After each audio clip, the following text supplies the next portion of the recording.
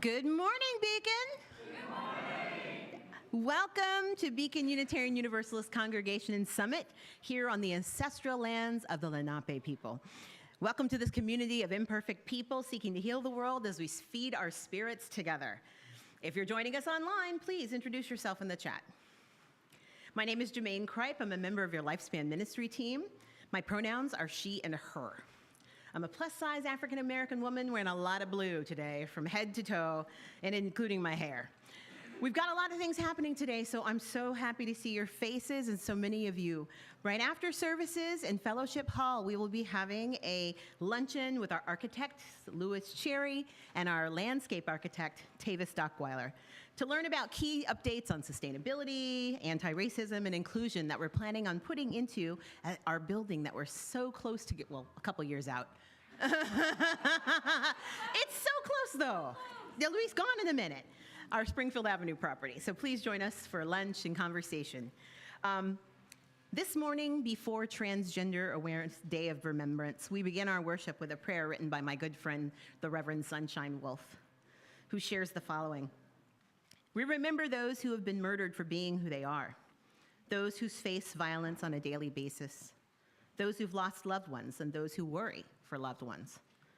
May we come to a time when we cease to shame our children around gender roles and expression, where we allow freedom and exploration of identity and expression, and to a world that operates from love, especially when things are difficult and confusing.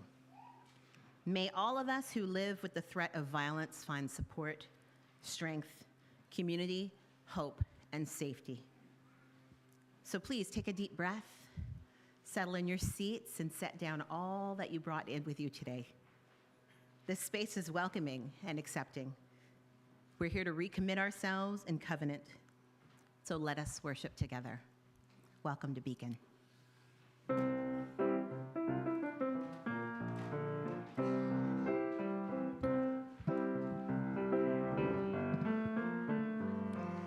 Come, come, whoever you are, come, come. Come, come, whoever you are, come, come. Come, come, whoever you are, come, come. Come, come, whoever you are, come, come. Wanderer, worshiper, lover of leaving, it doesn't matter. Ours is not a caravan of despair. Come, come, whoever you are, come, come. Come, come, whoever you are, come, come. Come, come, whoever you are, come, come. Come, come, whoever you are, come, come. Come, even if you have broken your vow 1,000 times. Come, even if you have broken some promises. All right, we're gonna sing together. Come, come, whoever you are, come, come. Come, come, whoever you are, come, come. Come, come, whoever you are, come, come. Come, come, whoever you are, come, come. I invite you to stand or rise in any way possible as we join in singing the same words to a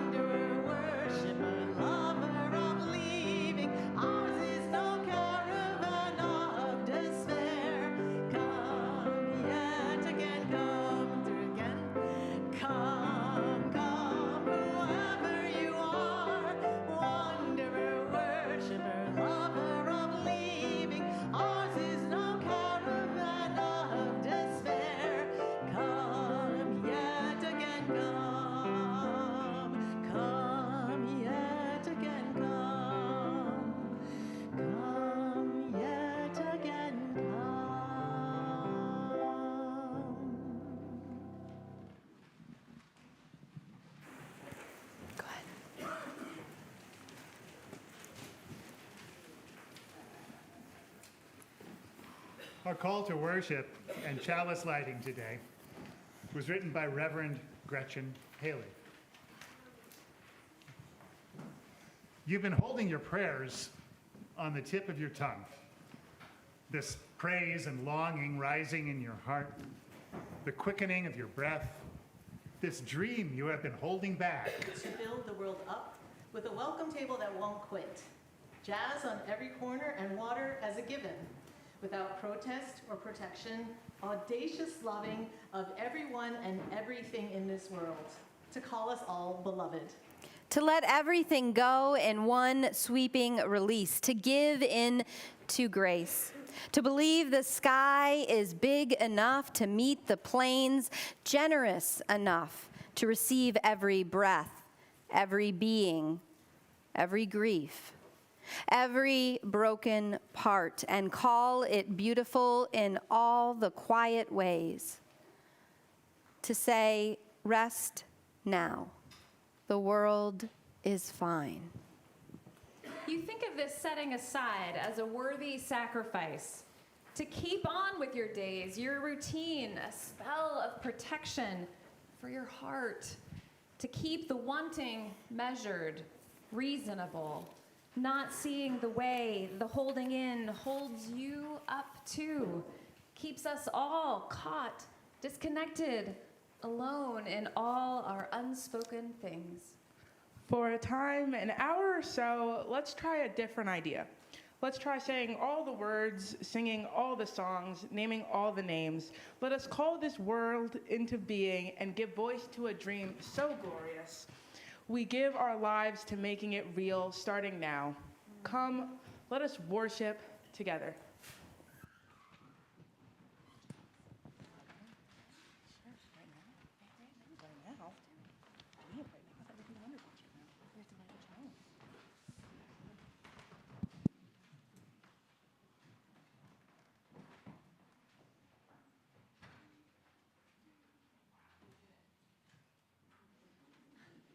We did it!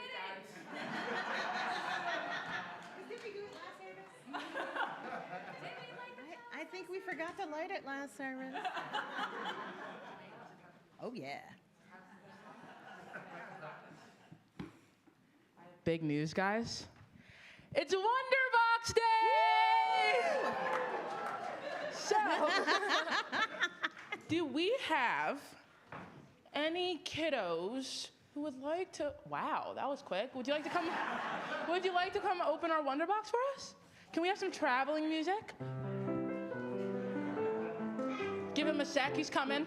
Oh, he's hustling, guys, he's running. Oh, he's gonna be down here in a second. You're going to hear him come down the stairs. Yeah, we're gonna hear some thuds.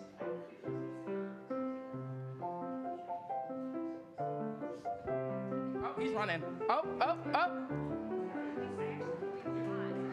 Yeah. Oh, we got more coming? Come on up, guys. Come on. What is, ooh, I don't want to step on this. Oh no. What is your name? Kirk? What grade or how old are you? You're in fourth grade. How old does that make you? 9. Guys, I miss being 9. Dad, don't you miss me being 9? Yeah? Guys, I wasn't any less sassy when I was 9. It's okay though. Do you want to open our box for us? Okay. Can you reach in there and tell me what is in there? There are Legos in our box today, guys. Legos! I know all the parents just went, ouch. Now, do you like building? He's already building, guys. Do you like building things out of Legos? I'm gonna take that as yes.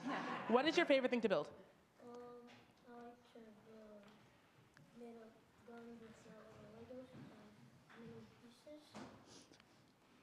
Should I repeat that? It's his mom's choice. He likes to build stairwells. That's the one we're gonna repeat. Now, would you? Well, we're gonna give this to you. Thank and you. Do you want me to get it? I got it. I'll get it. You got it? She is gonna give you guys some Legos. If all the kiddos want to come down here and play with some Legos We'd during love our that. story, that would be amazing. It would make me very happy. Yeah, Yeah. for some very strange reason. Because the world needs more dinosaurs. That sound, all the parents in the room just went, yeah.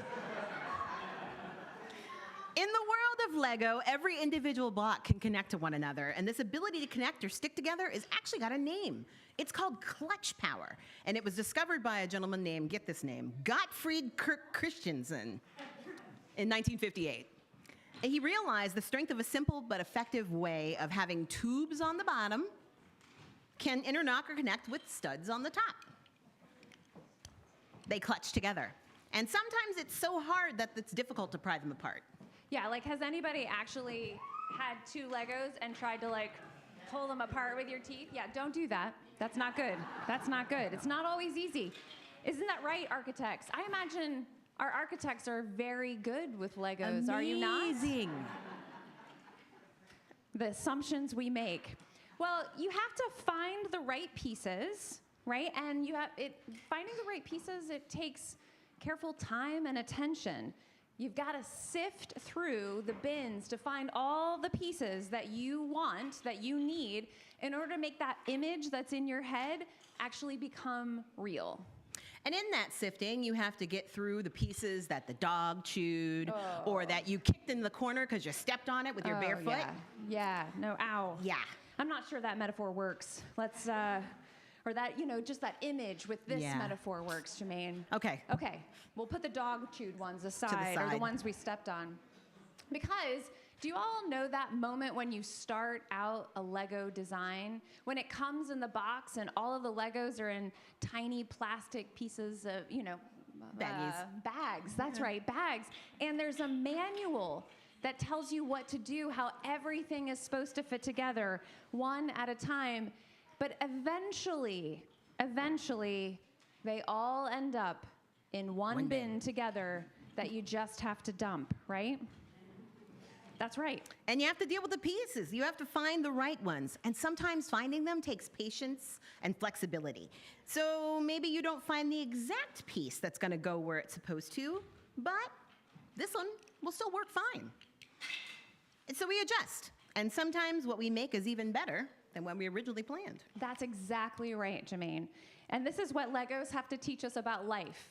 Did you see that we were going to get there? That Legos were going to be something Legos that are teach life. us about life? Okay, that's what we do here. We make meaning. Hold on one second.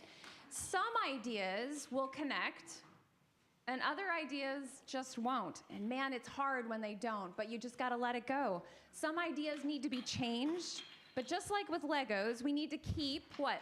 A bigger picture in mind, that larger image, and to use, as Jermaine said, clutch power. Clutch power. In order to stick the larger idea and keep sifting through that bin until we find the piece that is needed, that block that's going to get us to the larger whole. And for us, that might be not an actual Lego, but something like inclusion, access, anti-racism, sustainability, healing, justice, spirituality, and community.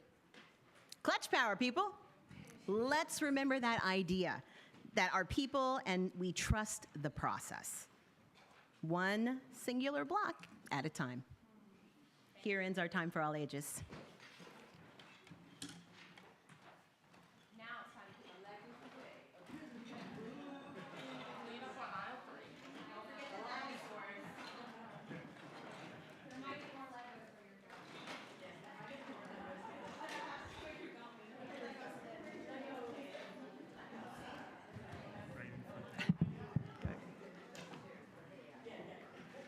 I'm not even going to attempt to compete with that. That's too much fun. Okay. Good morning. My name is Kit Stinson. Thank you. I'm one of the chaplains here at Beacon.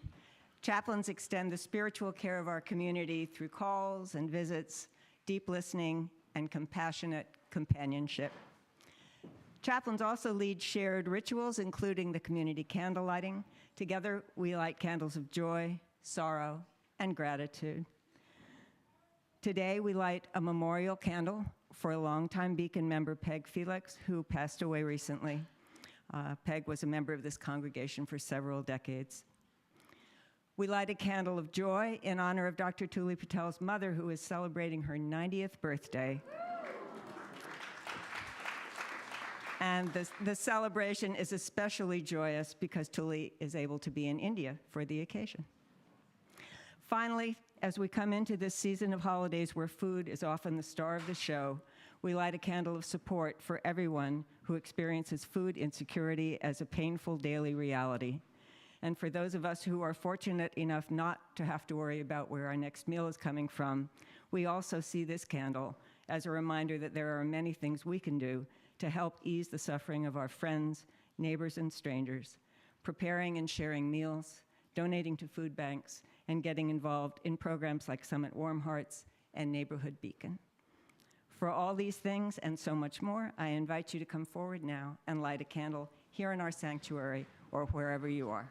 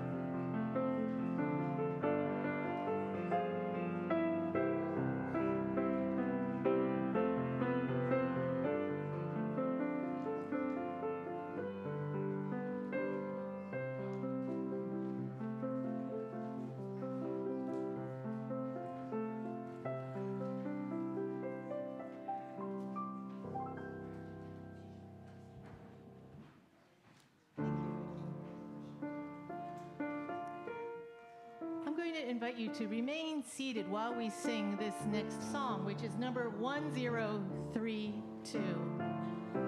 It's a prayer for peace in Arabic.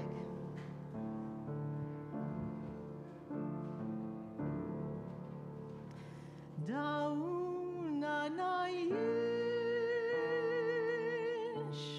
بسلام دعونا نعيش بأمان دعونا ننسيش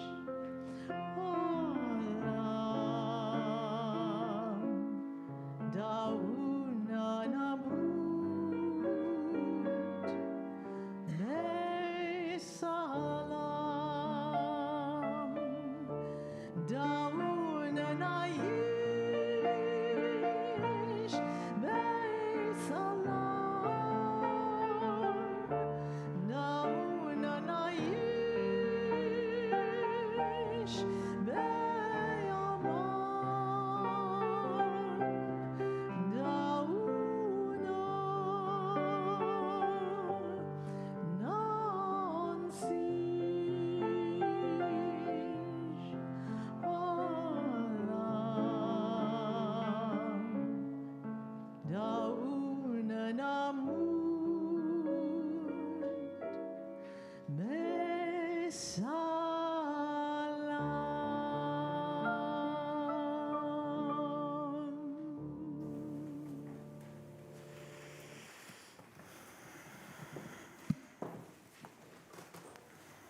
Beloved, let's take a breath together before we enter into our membership ceremony.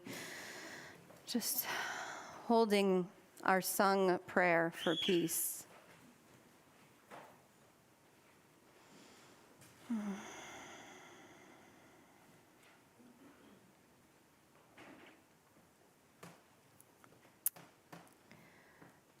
I'm Reverend Dr. Robin. My pronouns are she and her. I'm a member of your lead ministry team here. And as a visual description, for those needing a visual description, I am a slightly elevated but often short white woman with shoulder-length brown hair and a magenta stole.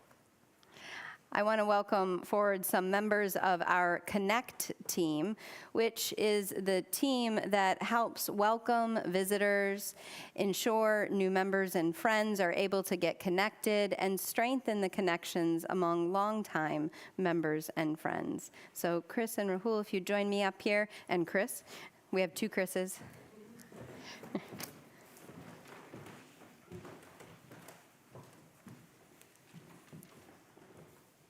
Chris, why don't you introduce you? I'm Chris Schamberg. My pronouns are he, him. Rahul Malhotra, pronouns are he, him. And we are so grateful to be joined by Chris Budin, who is our new membership coordinator, just beginning this weekend with Beacon.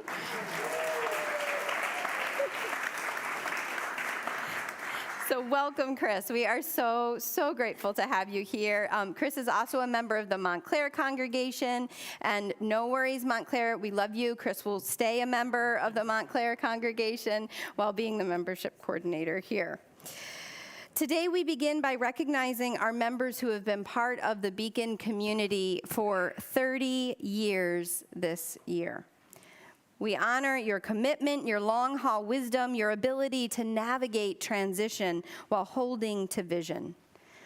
As you have brought a unique blessing, forever a part of the life and legacy of this Beacon, we are going to be honoring you this year, as we do with everyone celebrating their 30th year, with a personalized poem written just for you and an invitation to a brunch in January where you will be joined by members who are celebrating 31 and more years, as well as our first and second year members.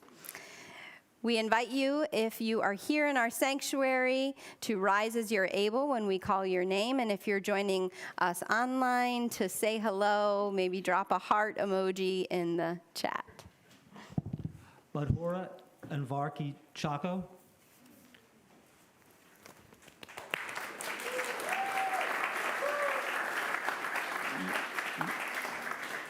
Laureen Connolly.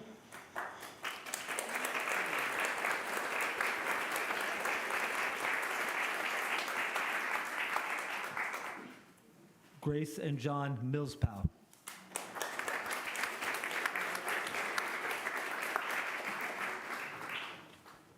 Please join me in our praise and gratitude. Once more. Okay. Woo! Once more. We honor our silver anniversaries, those with 25 years at Beacon. We know some individuals are attending different services, but if you are here, we invite you to come forward to take a journal with your name engraved on it. May it be a place to share the insight and memories, to inscribe the questions, and call forth new collective answers amongst us.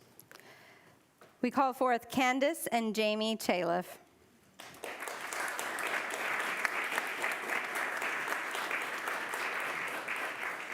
Chris Kellogg.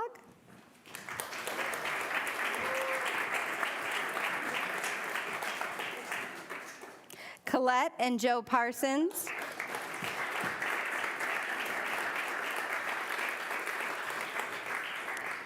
Michelle and William Buff Blanchard.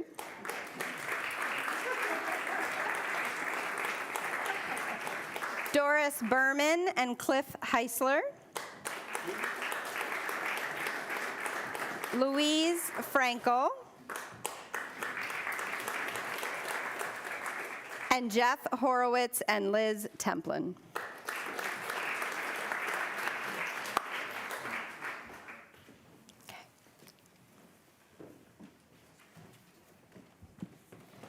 We honor now our 15-year anniversaries, giving thanks that you nearly raised a life in your time here.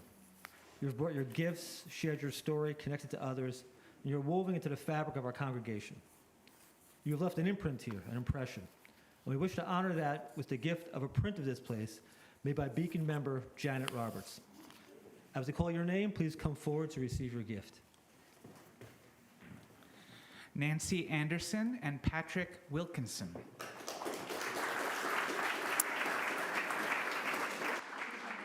They're on their way.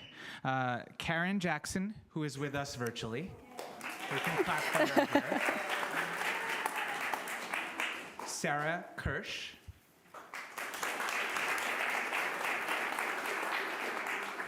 Kelly Loofborough. Bob and Ellie Muska.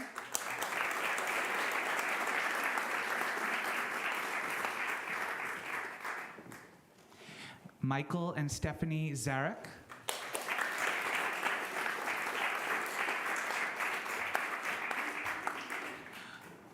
Lorraine Weirley.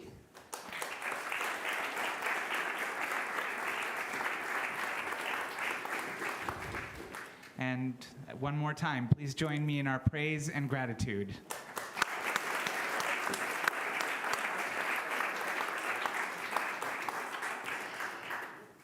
We honor now our 10-year anniversaries, knowing that you have poured serious talent and spirit into this place.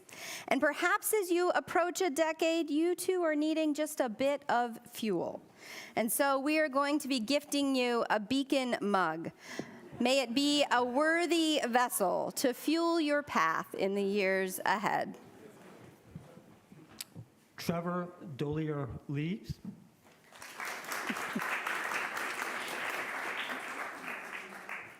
Sarah Evalson.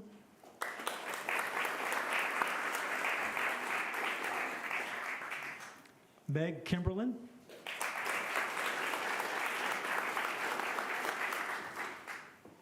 Lisa Sarah Lavoy Menendez. Sorry. Stacy Lees.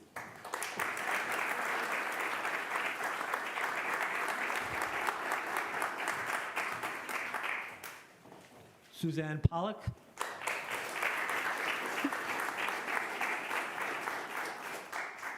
Barbara Rawl.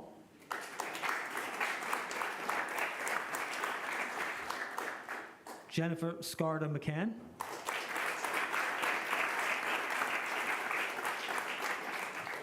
Gina and Sharon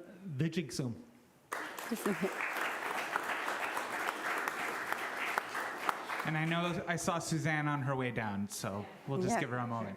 Perhaps some more traveling music. I'm not going to dance, but you can.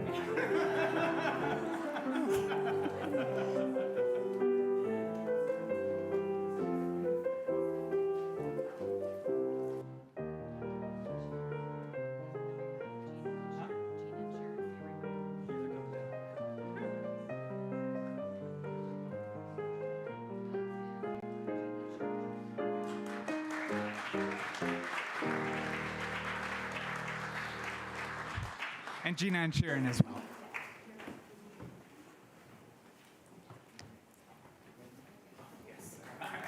All right. It's a juggling act up here. We turn now to our 5-year anniversaries, which are apparently wood, and which we're surrounded by. Perhaps you're starting to wonder about your direction here. After all, you've encountered transition. We give you the hope for grounding as you've brought the freshness of commitment and love to this place.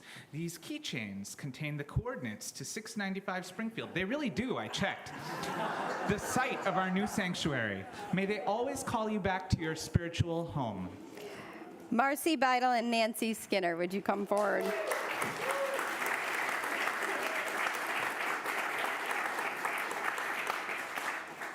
Alyssa Bowers.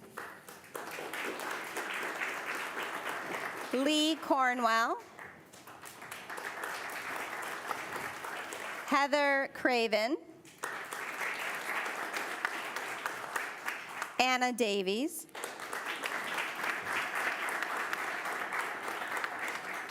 Chris and Danny DiGiacomo Singh. Erica DeVivio. Lauren Morse.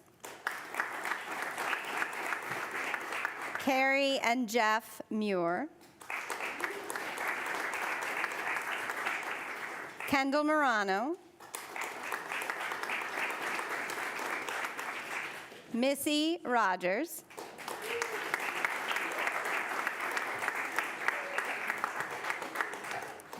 Gordon Rowan and Deborah Walcozy.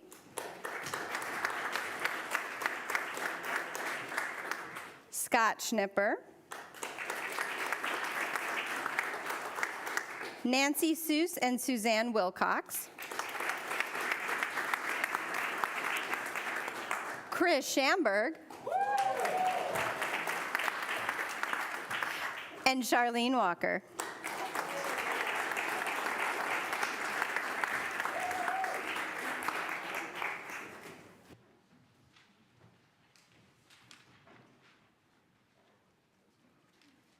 Oh, wait, where are we? Oh, hey. I'm all over this.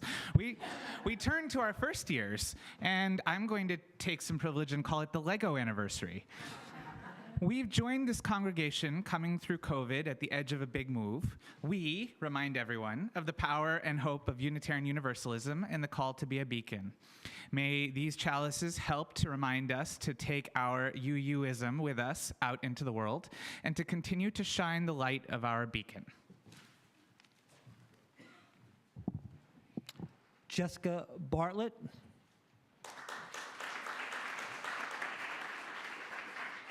Dusty Byron and Kristen Hilbert.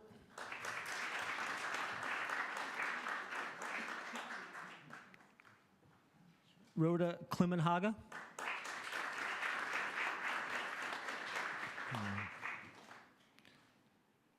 Mary Leah Crawley and Robert Pratt.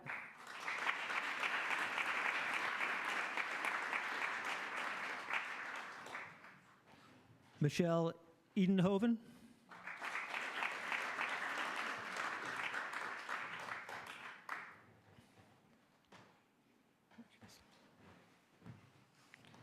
Jeffrey Garibaldi and Lindsay Tyler Garibaldi.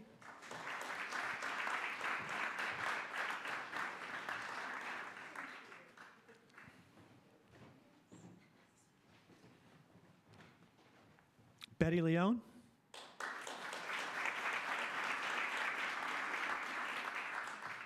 Rahul Malhotra.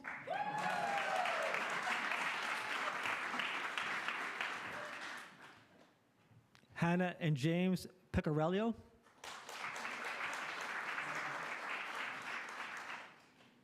Anand Rangarajan.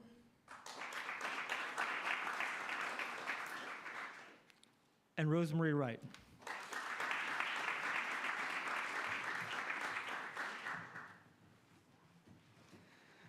Good morning, everyone. My name is Chris, and I am a semi-middle-aged white folk, trans-identified using he, they pronouns. It's wonderful. My hair is usually kind of this crazy, so that's nothing abnormal for the day. So I'm turning now to our newest members to invite them to sign the book and receive our welcome. So these new members are engaged in the life of our community, from volunteering for just causes, to the care of children and mentoring of youth, to the investment in teams and committees. They take seriously the call to be rooted in relationship. We invite forward Dana Duria.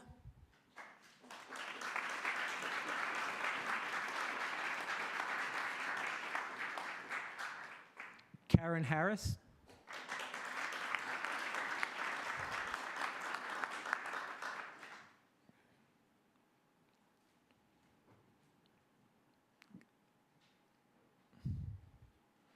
I'll slow my roll a little bit.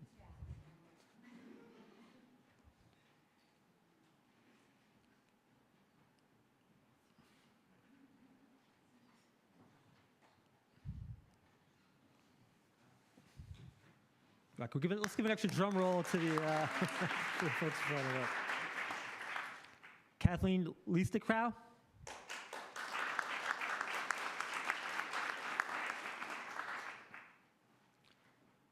Cheryl Patton.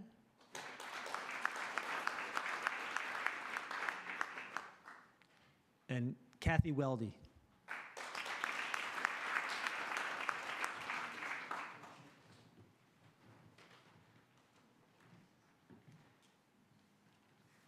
We now turn to our newest friends to come forward and receive a gift. Like our new members, our friends have quickly found community groups and deepening commitments here in our Beacon. We invite forward Mariel Carney, Mary O'Malley, Jessica O'Neill, and Rebecca Ramos.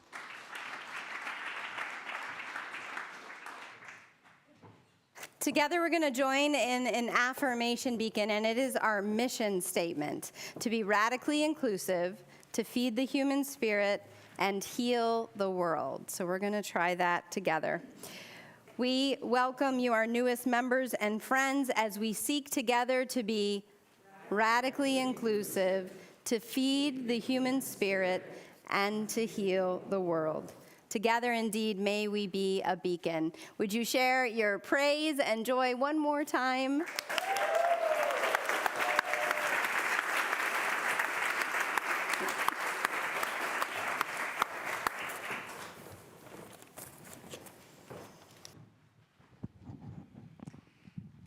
Returning to those Duplo or Lego blocks, I am so excited to invite forward Louis Cherry and Tavis Stockweiler to tell us a little bit more about how the pieces that they've been working on since they were here in March are fitting together. And we hope, of course, that you'll join us after the service for lunch and a presentation where they'll tell you more of the details then. But welcome.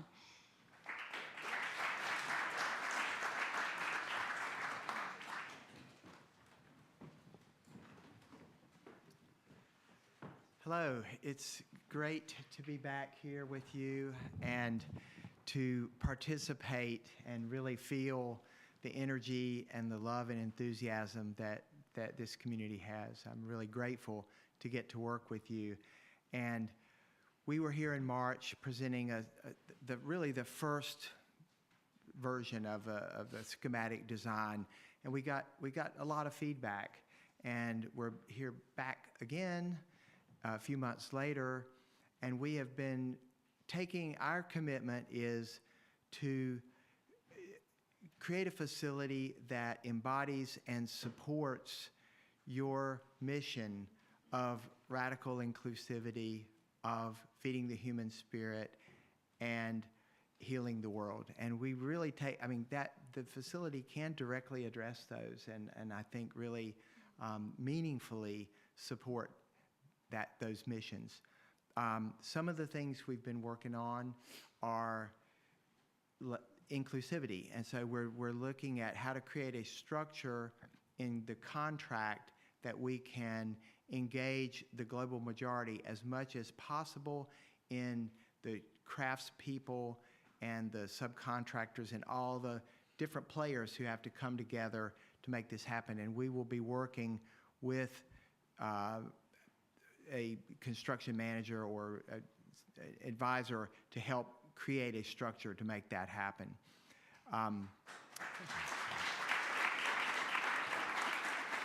And since our meeting in March, we've had the formation of a sustainability with Chris Kellogg, Anand Ragajaran, and Nancy Griffith that has been working really diligently and challenging the design team to achieve the highest level possible of sustainability. And that goes a long way to healing the world. And so we've made tremendous progress and continue to work on setting a high, very high standard for that. And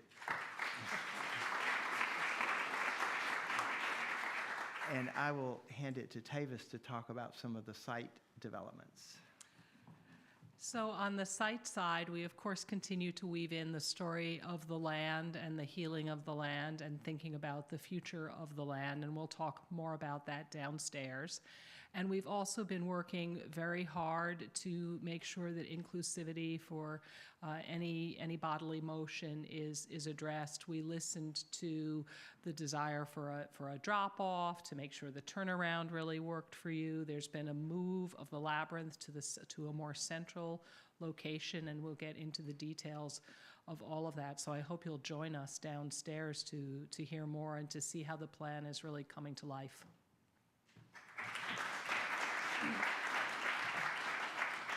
We look forward to sharing more after the service.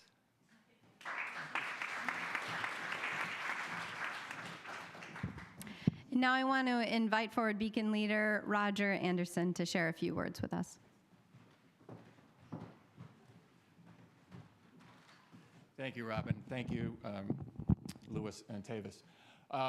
I got to see a preview of their presentation yesterday, and it is very exciting to see how much they understand the mission of this congregation and how much they have incorporated that into their plans. So I really do hope you'll take the time out to come to the presentation this afternoon.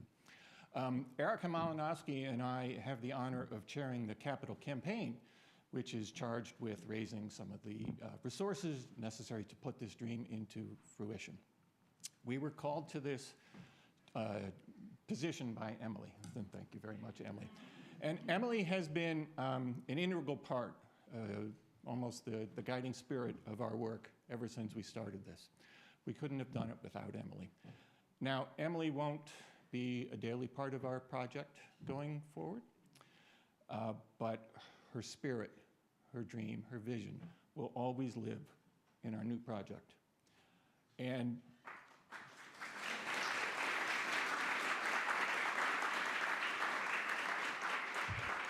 now, we all know that Emily is too modest to ask for anything for herself. But we want to make sure that her dream, her vision, are a reality. So Eric and I are inviting you to make a special contribution to the Capital Campaign to make sure that Emily's vision lives on for the next century. Thank you.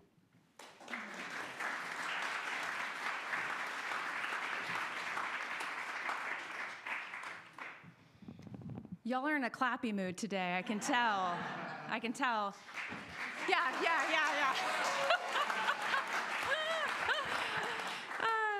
So one of the things, it's super embarrassing to follow that up, but thank you, Roger, and thank you to Louis and Tavis. And one of the conditions that I said was, you are absolutely not allowed to call any room the bogus room. because my last name is Bogus, and I have been Reverend Bogus for a long time. And please don't do that to yourselves. Anyway, what I do want to share with you as we engage in the practice of generosity is to remember, as we live into this building project, something that we believe in. We have to remember what I learned 25 years ago as a Vista volunteer working at Habitat for Humanity. The point that we were, the thing that our purpose was to build a home, right?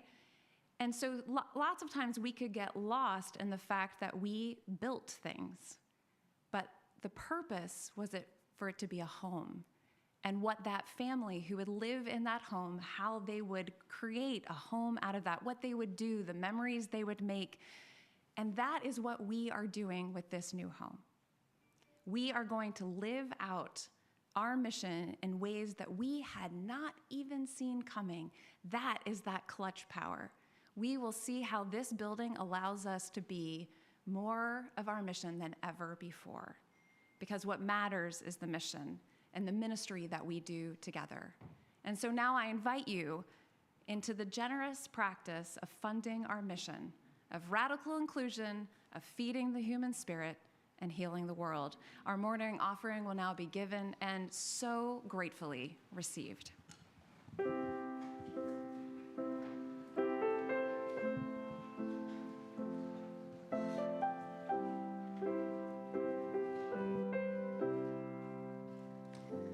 I am open and I am willing, for to be hopeless would seem so strange.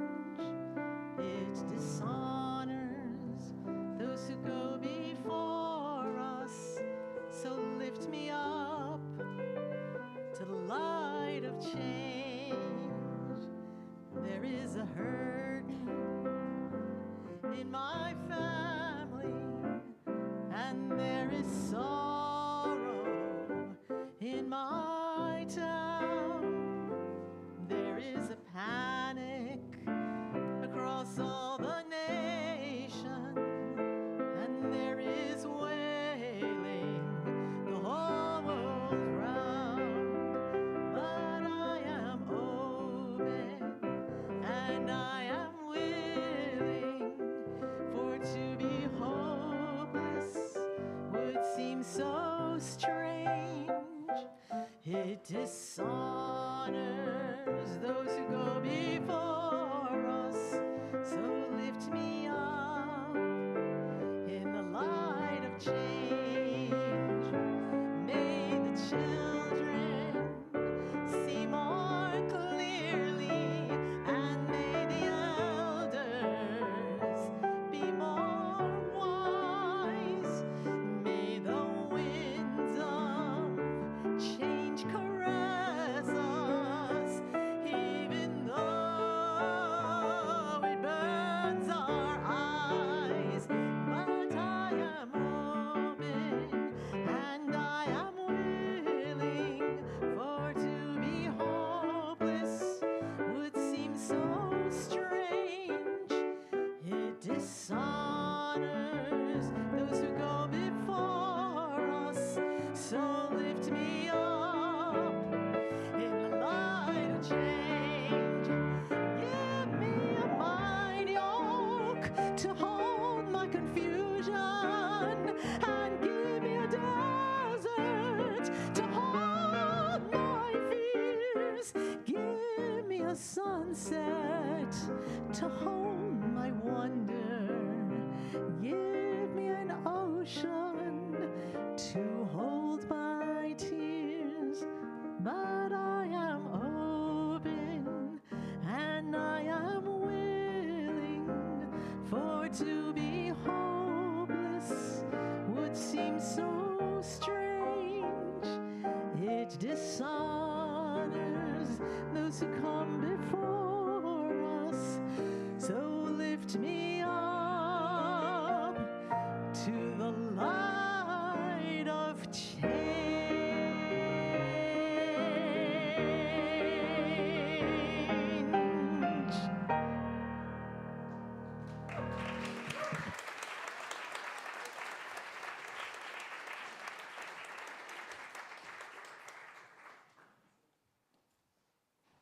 Is it working?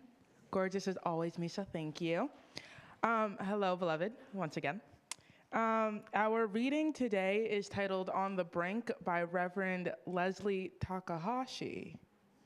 And it goes, all that we have ever loved and all that we have ever been stands with us on the brink of all that we aspire to create, a deeper peace, a larger love, a more embracing hope, a deeper joy in this life we share.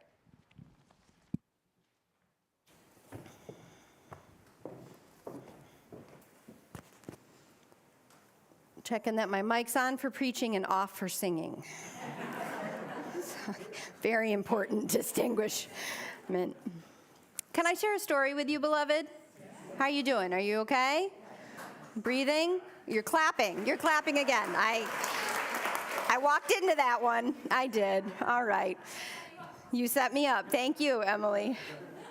So 15 days ago, I found myself standing on Ramapo Muncie Lenape Nation's sacred land in Mahwah, staring at a small geodome shape with thick blue blankets gathered all around this geodome, on top of it, next to a fire where there were rocks turning red and orange because they had been in this burning fire so long. The smell of burning wood and cedar filled the air. And Beacon members Barbara Heisler, Kendall Morano, Steve Kramer, Helen Kerr, Chris Kellogg, and Jessica Park were gathered in a semicircle around this fire with me, as Lehman, a Ramapo Muncie Lenape Nation member, and Owl, and Lehman's cousin Jeff, ensured that the rocks in the fire were ready for the sweat lodge we were about to participate in. Now, our journey to Mahwah began months ago when members of our Board of Trustees and other leaders asked me to reach out to my friend Owl to see how we might be in right relationship with the Ramapo Muncie Lenape Nation, as our sanctuary project at 695 Springfield is on the ancestral and continued lands of the Ramapo Muncie Lenape Nation. Now, my knowledge of what happens at a sweat lodge, beloved, was about a 1/4 inch deep. Lehman explained to me that we all ought to wear loose-fitting clothing, yoga attire, he said, might be a good idea, and that we should come very well hydrated. He said it would take about 2.5 to 3.5 hours in total, and that we should come and bring a lunch for all of us to share afterward. Now, I followed the instructions, but as I stood there staring at that fire and those very hot rocks, listening to the instruction to offer a prayer and sprinkle cedar and enter the lodge, I realized in that moment 2 important things. One, I had followed the instructions to a T. And 2, I had no idea what was about to happen next. As we crawled into the lodge, Lehman instructed me to go first. He said, as the spiritual leader, you should sit next to me. I'll be leading the ceremony. And I felt my ego kind of inflate a little, if I'm honest. I was going first. And so because it is very low to the ground, you have to crawl inside on hands and knees to get around to your seat, crawling on the earth. And I found my seat going in a full circle around the lodge. Lehman came in last, and we sat in this circle with a large pit that was dug into the earth in the middle of us.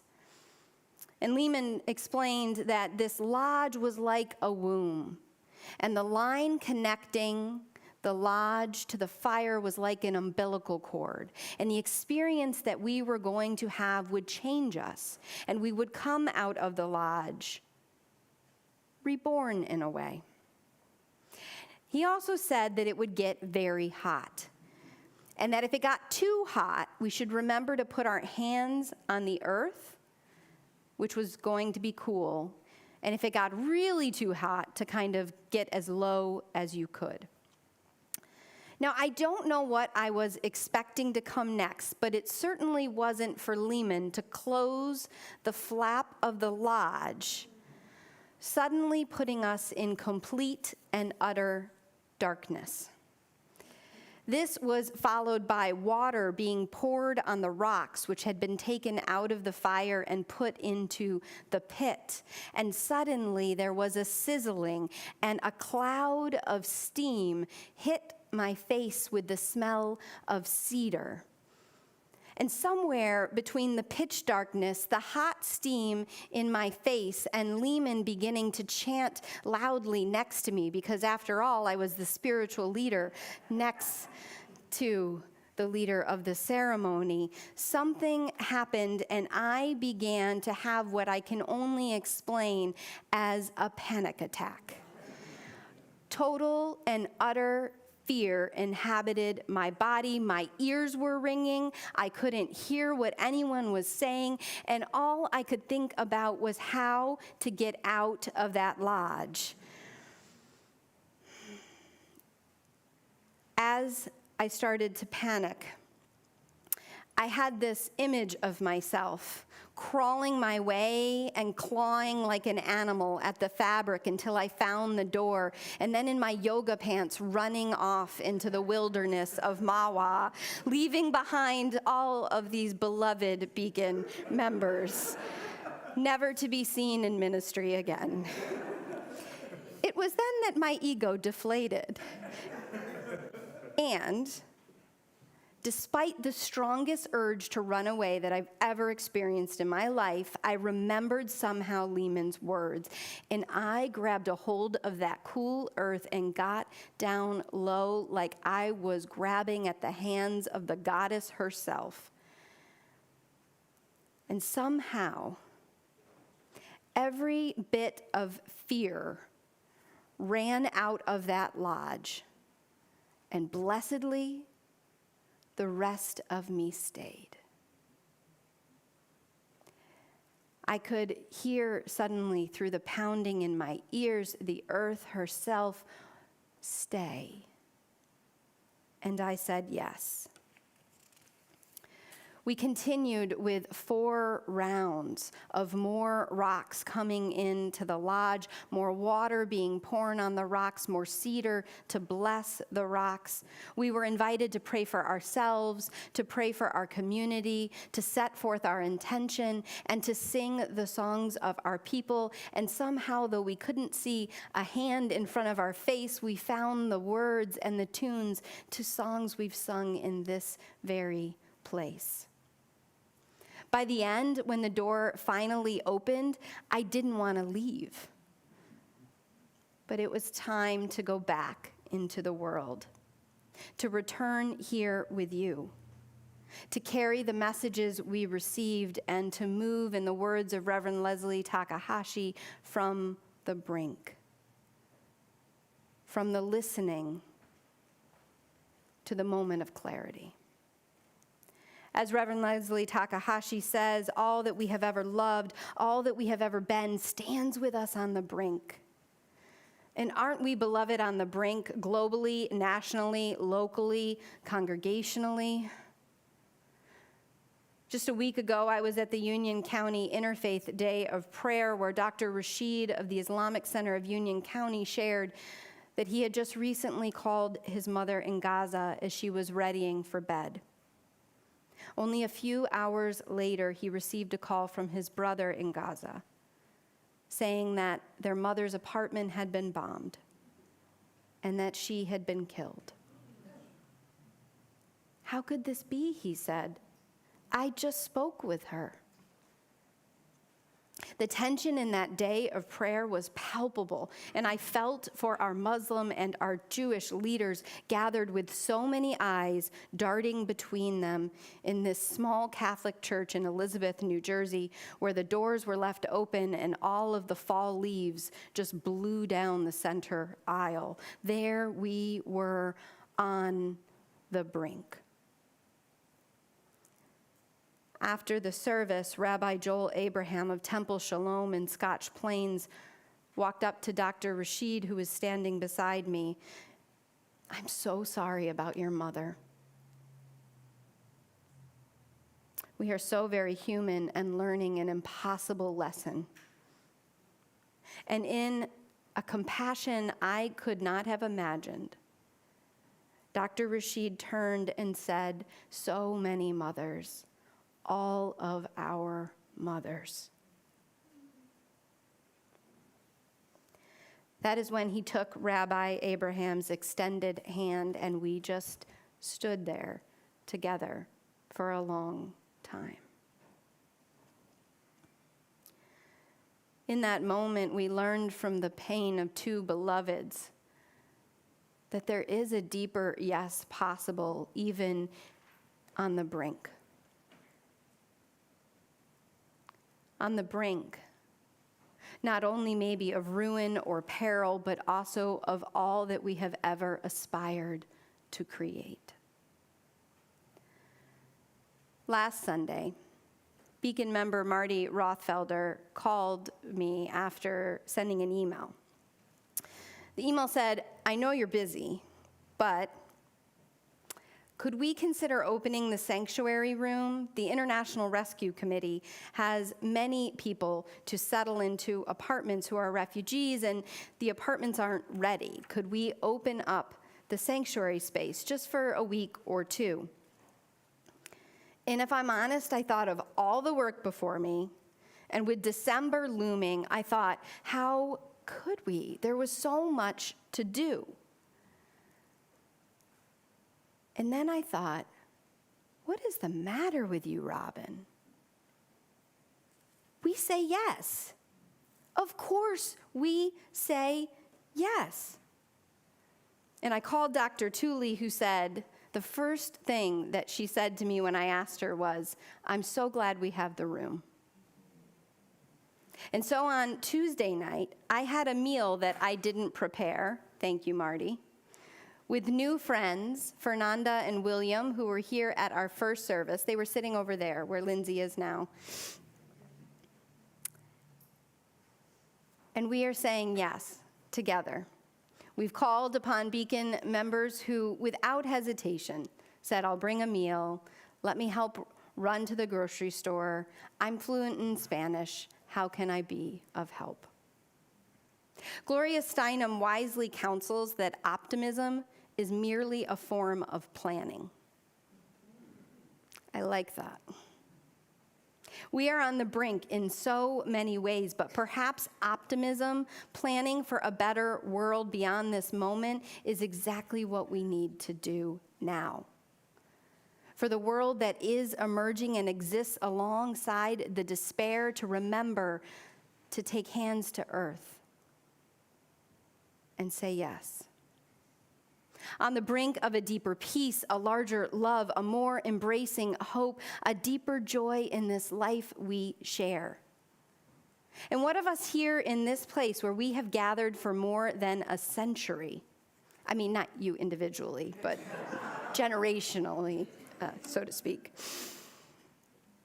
What if the sale of this property is not the peril or the end or the brink of disaster, but what if we were on the brink of all that we aspire to create?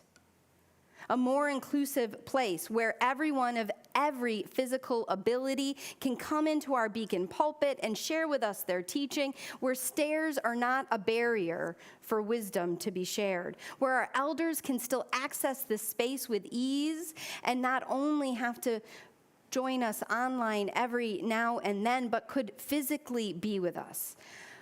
And those with children and any need can find close parking, handicap accessibility, who don't have to worry about getting stuck in the elevator. That's inspirational too, it's there.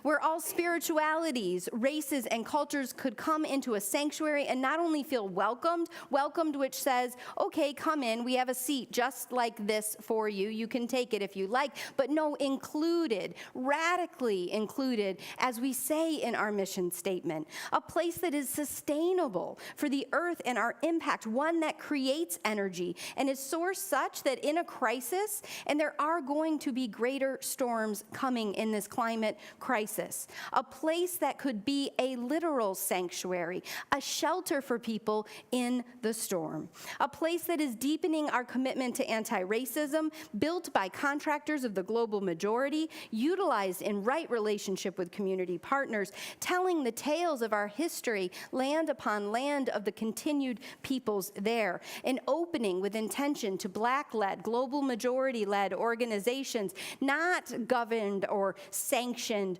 or restricted by zoning. No, but wide open, a true sanctuary for all peoples, a retreat center with a green sanctuary for healing, repair, and transformation, a place where we can speak freely about the matters of the day without having to compromise for rental space or who we might offend by telling the prophetic truth that needs to be told.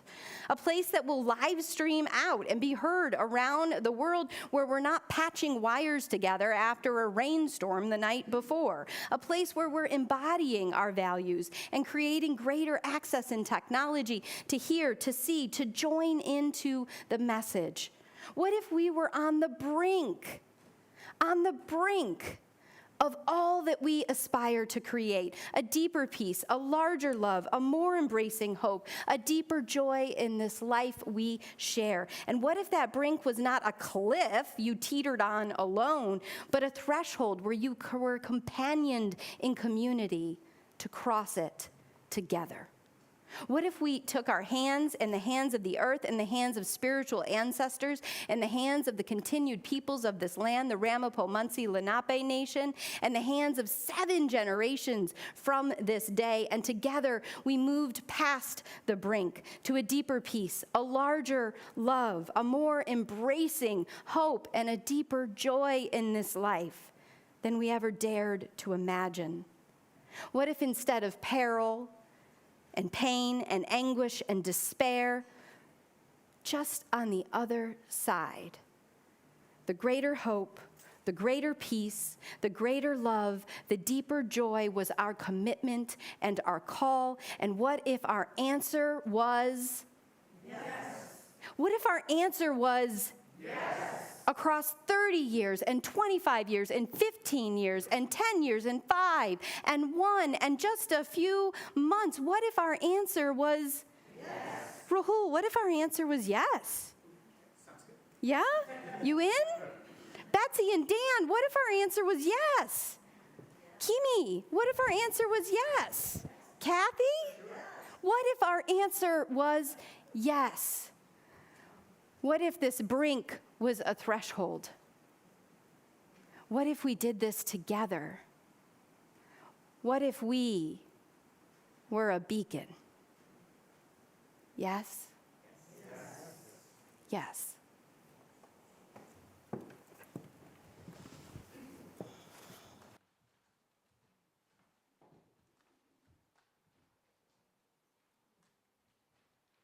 Closing song is going to be number 1028, The Fire of Commitment. And I invite you to rise in any way possible and join in singing. From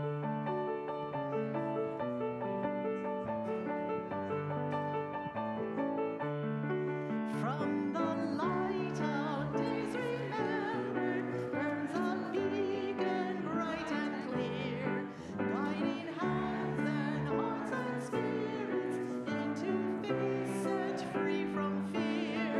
When the fire of commitment sets our mind and soul ablaze,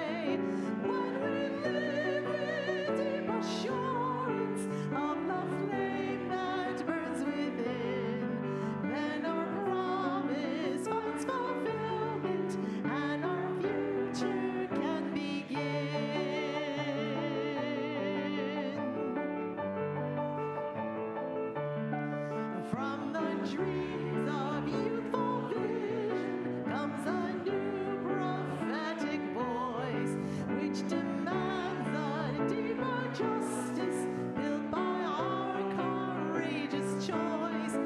When the fire of commitment sets our mind and soul ablaze, when our hunger and our passion meet to call us on our way, when we live with deep assurance of the flame that burns within, then our promise finds fulfillment and our future can begin.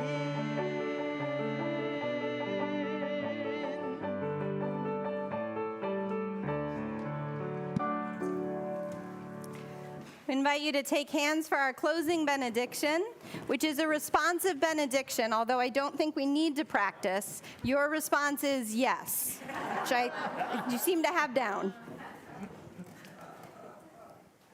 To the deeper peace, let the people of this beacon say, Yes. To the larger love, let the people of this beacon say, Yes.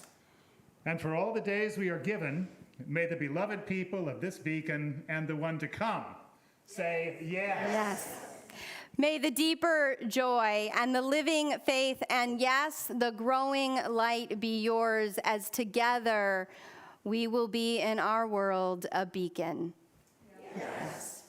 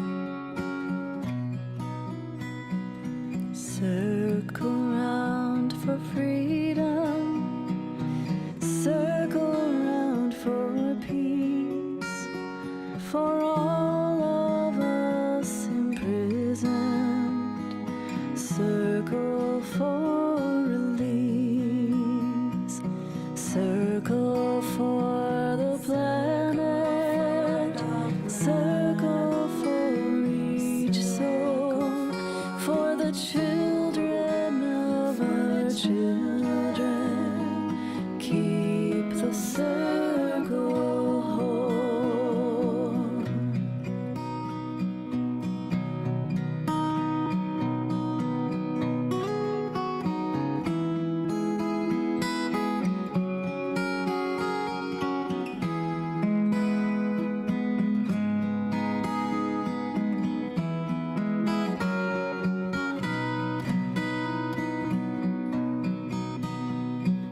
Circle round for freedom, circle round for peace,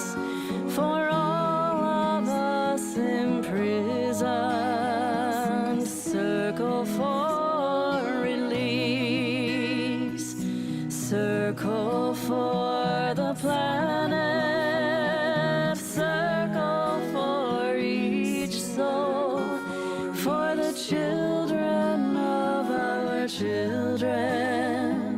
Keep the circle whole, circle round for freedom, circle round for peace, for all of us imprisoned, circle for release, circle for the planet, circle for each soul, for the children